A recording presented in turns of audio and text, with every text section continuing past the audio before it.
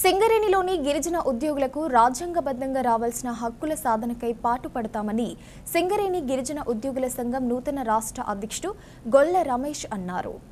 భూపాలపల్లి ఏరియాలో ఆదివారం సింగరేణి గిరిజన ఉద్యోగుల సంఘం నూతన కేంద్ర కమిటీని ఎన్నుకున్నారు.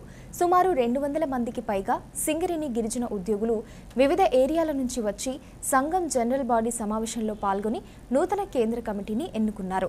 సింగరేణి గిరిజన ఉద్యోగుల సంఘం రాష్ట్ర అధ్యక్షుడిగా గొల్ల రమేష్, ప్రధాన కార్యదర్శిగా బూక్య కృష్ణమూర్తిని ఏకగ్రీవంగా ఎన్నుకున్నారు. ఈ సమావేశంలో ఎన్నికల అధికారిగా భూపాలపల్లి ఏరియా లైజన్ ఆఫీసర్ కల్తీ రమేష్ వ్యవహరించారు. ఈ కమిటీ 3 సంవత్సరాలు కొనసాగనుంది. ఈ కార్యక్రమంలో సింగరేణి సంస్థలో పనిచేస్తున్న గిరిజన ఉద్యోగులు పాల్గొన్నారు. నా పేరు గోళ్ల రమేష్. నేను సింగరేణిలో డిప్యూటీ జనరల్ మేనేజర్గా వర్క్ చేస్తున్నాను, సింగరేణి భవన్ హైదరాబాద్లో.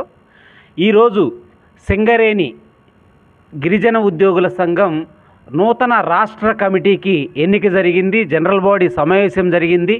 దాదాపుగా 200 మంది గిరిజన ఉద్యోగులు సింగరేణిలోని వివిధ ఏరియాల నుంచి హాజరయ్యారు.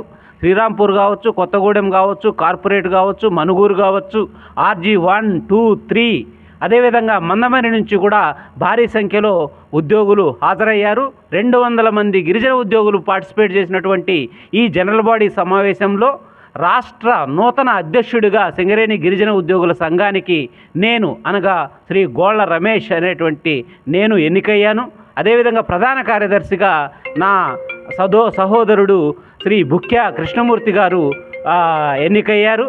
ఈ సందర్భంగా సింగరేణిలో ఉన్నటువంటి అన్ని ఏరియాల గిరిజన ఉద్యోగులకు మేము తెలియజేసేది ఏమిటంటే, సింగరేణిలో మనకు రాజ్యాంగబద్ధంగా రావాల్సినటువంటి హక్కులను సాధించడంలో ఏమాత్రం రాజీ పడకుండా, పైరవీలకు అదేవిధంగా అవినీతికి తావు లేకుండా యాజమాన్యం దృష్టికి మీ సమస్యలను తీసుకుని వెళ్ళి చాలా నిజాయితీగా పనిచేస్తామని చెప్పి హామీ ఇస్తున్నాం. ఈ సభను సక్సెస్ చేయడానికి మీరిచ్చినటువంటి ప్రోత్సాహానికి బూక్య కృష్ణమూర్తి. ఈరోజు జరిగిన సింగరేణి గిరిజన ఉద్యోగుల సంక్షేమ సంఘం రాష్ట్ర కమిటీ ఎన్నికల్లో నాకు ప్రధాన కార్యదర్శిగా ఎన్నుకోవడం జరిగింది.